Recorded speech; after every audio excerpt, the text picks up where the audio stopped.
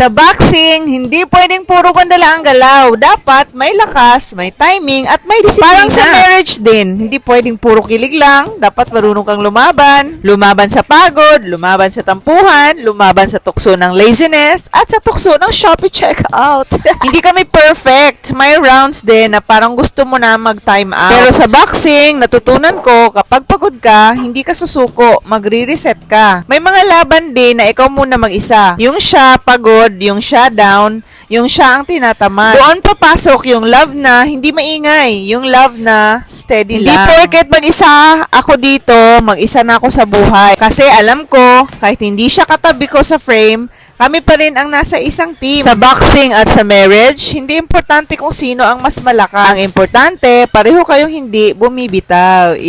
Kilig yan. By the way, itong boxing gloves na gamit namin, super comfy at beginner friendly. Nilagay ko sa basket para sa gustong mag-start ng couple workout. Charing! Bunda gabi, Daimi, pwede mag-boxing Char-char ka na. mga Tagalog-Tagalog. Oy, magbisaya Sumo na mga trabaho, guys. Makaingon jud may nga one of the best purchases. Imagine, maka-exercise na may mawala pag ginabawang stress. Diri sa balay, di nagkinahanglan nga maadto sa gym. Di nagkinahanglan na mo gasto. Na mamasahe, di na magbayad. Anytime lang pag yun mo ma-access. Grabe ka bongga. Salamat ani sa seller nga buutan.